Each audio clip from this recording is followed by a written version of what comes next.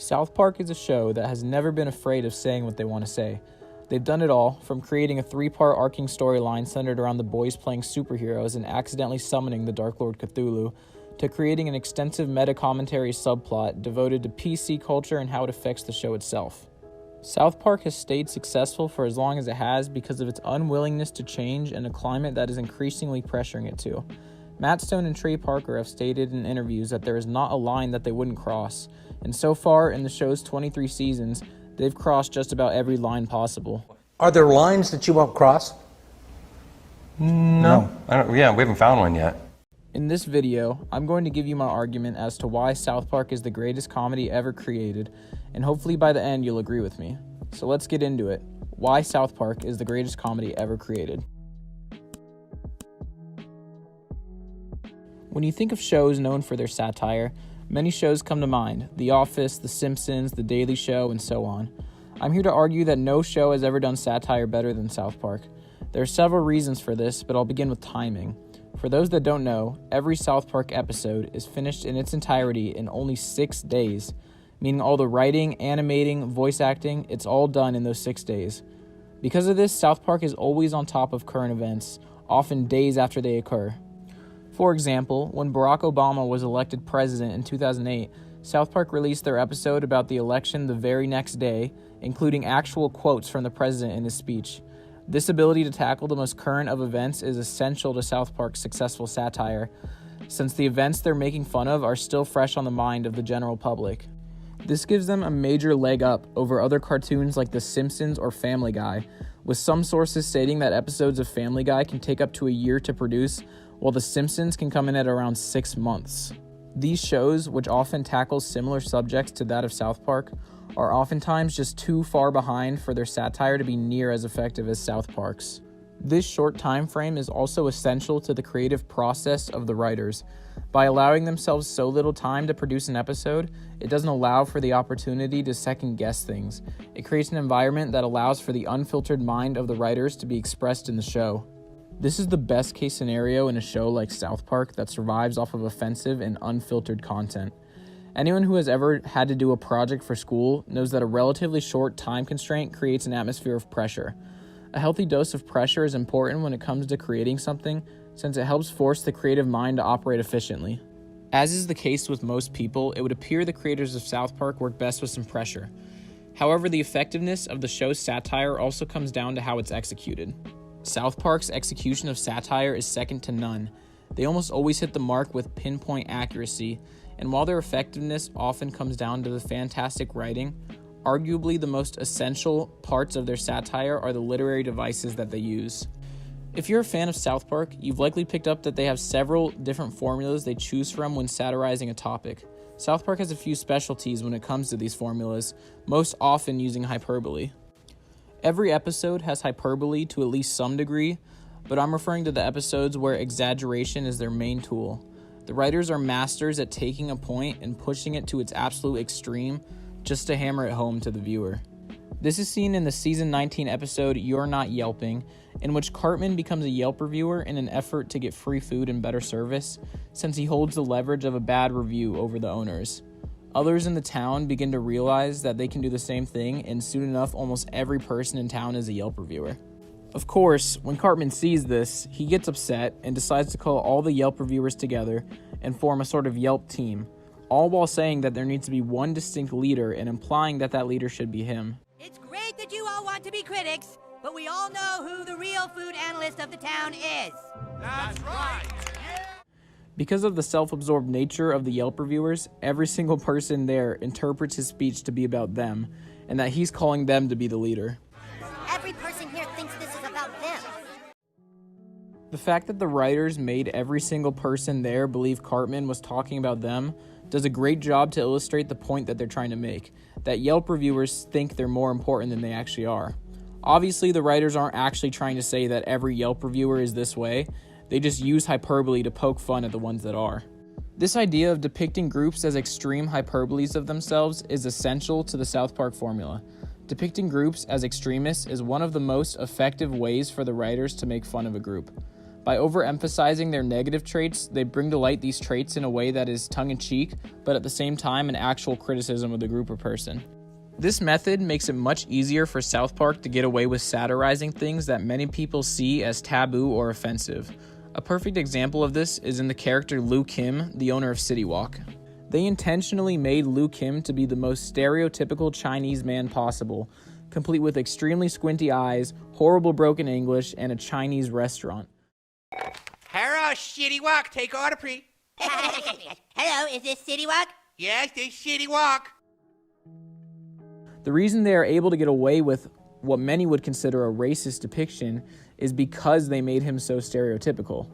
If he just had a couple of stereotypical traits, I believe it would actually be more offensive. This is because by giving him all the ridiculous traits, it creates a degree of separation from reality.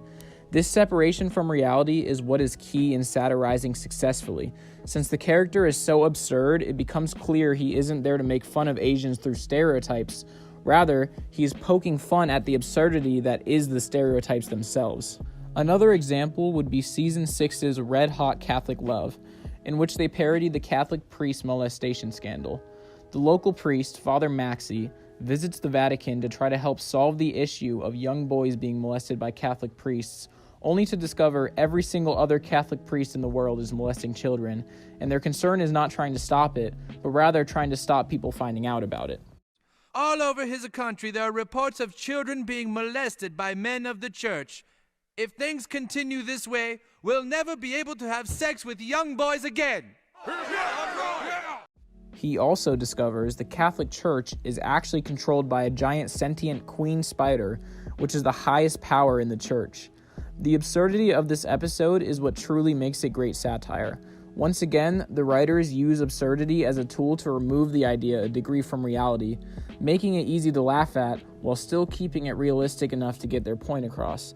This is the concept that great satire is built on. The Vatican rules cannot be changed, so saith the spider. Go on, Priest Maxey. See if you can convince her. South Park's other main form of parody also has elements of hyperbole. However, it is a bit more complex than just that. I'm not entirely sure if this concept has an actual name, so go ahead and let me know in the comments if it does, but I like to call it flipping the script. This writing technique is definitely my personal favorite, since every time they do it, it's an instant classic and it always produces endless laughs. They've done it many times, but the episodes I believe to have done it best are Season 11's With Apologies to Jesse Jackson and Season 7's Red Man's Greed. The basic idea behind flipping the script is to take a story everyone knows, most often with two conflicting sides, and put each side into the opposition's position. In With Apologies to Jesse Jackson, this comes after Randy says the N-word on national television. Randy is then ridiculed and tormented by people calling him N-word guy over and over again. He expresses in a spoken word club that being called that name makes him feel less human, that people refuse to recognize him as an actual person, and instead he's just a name. He later talks about how hard it is to constantly be reminded of something lame that happened in your past, and that every time he's called that, the person calling him that is bringing up a painful chapter of his history and all the negativity that came with it. Eventually, he's even chased by a group of gun-wielding rednecks who can't stand intolerant people like Randy.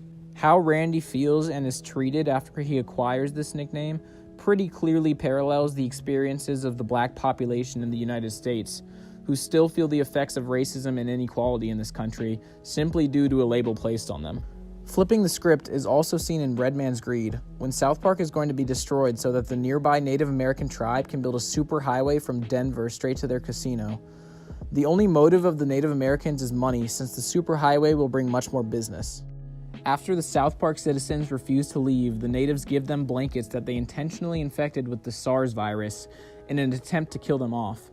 Once again, they don't make it very subtle that this is mirroring the experiences faced by the native people of America at the hands of white settlers throughout history, having the land they own taken from them and being genocided by diseases brought by the settlers. Just because you have a piece of paper saying you own it doesn't make it yours. We grew up here. Our parents grew up here. We shop at that Walmart and eat at that Chili's. We take fish from the streams and bread them and freeze them to make fish sticks.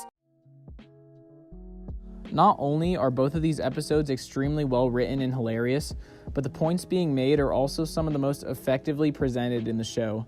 And with apologies to Jesse Jackson, the message that the writers are trying to articulate is that the N-word is charged with history and bad intentions and is representative of the blacks' experience in America. So being called that word is something a non-black person will never understand. The message behind Redman's greed is the past and continued treatment of Native Americans is a truly despicable act that was perpetrated solely on the basis of greed and the idea of manifest destiny. Flipping the script allows the viewer to look at an issue from the perspective of the opposition, and while it is often a bit absurd in the show, the general ideas behind the issue are presented in a way likely never thought about by the viewer. It's an extremely effective way to get your point across in satire, since it puts the oppressor in the shoes of the oppressed while making both sides laugh in the process.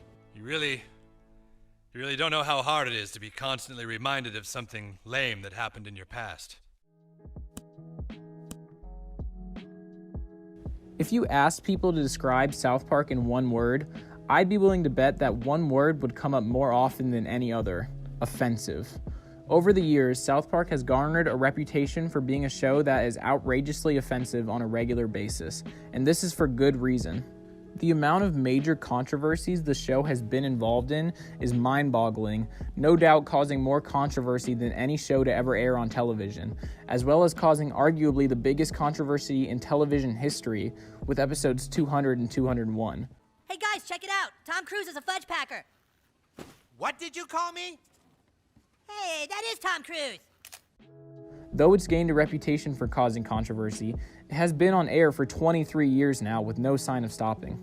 You may ask how a show so controversial could possibly stay on the air for as long as it has. I believe this is because of their unwillingness to ever pick sides. South Park is often ruthless when it comes to their parodies of events and ideas, but the key to getting away with it is being equally ruthless to everyone. South Park chooses no sides when it comes to making fun of things, often making fun of both sides of an issue. They've made fun of both atheists and Christians, Republicans and Democrats, gay people and homophobes, rich and poor people. The list goes on and on. South Park doesn't care who it is or what it is. If they think something is silly, they will make fun of it. The writers live by a motto. I like to call it the one true law of South Park. Either it's all okay, or none of it is. That unrelenting idea that nothing is off limits is a definite strong point in the show, since it prevents the show from ever feeling preachy or like they're trying to push an agenda. Because they attack everyone and anyone, the show has mass appeal to people from all walks of life, assuming, of course, they're able to take the inevitable joke at their expense. This means the show has developed a massive cult following, with an infinite amount of online fan pages and discussion boards. Hey, maybe we better do a towel call. That's a towel call? The occasional controversy is also important to the show's relevance, always drawing more attention to the show. Though often offensive in their methods of poking fun at groups and people, I think fans of South Park would agree that the core message behind each episode is rarely an offensive one. Most often, the point trying to be made is very inoffensive, the general idea behind most episodes being believe in whatever you want as long as you aren't extreme about it. So if that's the case, why is South Park so controversial? To answer this, we'll look once again at the episode Red Hot Catholic Love. The point trying to be made in that episode is that by looking too literally into the Bible and following every single word it says without question, you end up with expectations and ideas that are absurd in today's world. However, by disregarding any sort of mythology, a person's idea of morality can become just as absurd, causing them to, quote, start spewing a bunch of crap out of their mouths. What was that last bit? Though the message is not a controversial one by any means, many Catholics were outraged by the show's depiction of all priests as child molesters. Hearing this, it becomes evident to fans that the people outraged by South Park's offensive material do not watch the episodes. Rather, they might see a small clip of it or hear about the controversy from the media. Without watching the episode, you miss huge amounts of nuance and context that is essential to the plot. Therefore, someone just hearing about this episode or seeing a clip out of context might think that the creators are trying to say they believe all priests are child molesters, all the while missing the true message behind the episode, one which they would likely agree with. This is why South Park has developed such a controversial reputation. The media takes certain plot points that, with context of the message, wouldn't be very offensive, and removes it from the context, leaving a clip or scene that is often offensive. Ironically, these controversies are actually a testament as to why the show was so great. These controversies demonstrate the show's ability to take a concept or idea that would be very controversial outside of the context of the show and turn it into a hilarious and clever take when given the proper context. Are you sure you boys just don't have any cash? We're not just sure, we're HIV positive. South Park truly is a show like no other. A show that is willing to go to places and tackle issues no one else would. A show that somehow manages to simultaneously be extremely offensive and inoffensive. A show that is a perfect example of how, when done correctly, humor can be the most effective way to tackle tough issues. A show that still manages to make their fans laugh with every episode, even 23 years later. Because of this combination of traits, as well as the evidence I've presented, South Park is, in my opinion, the greatest comedy ever created.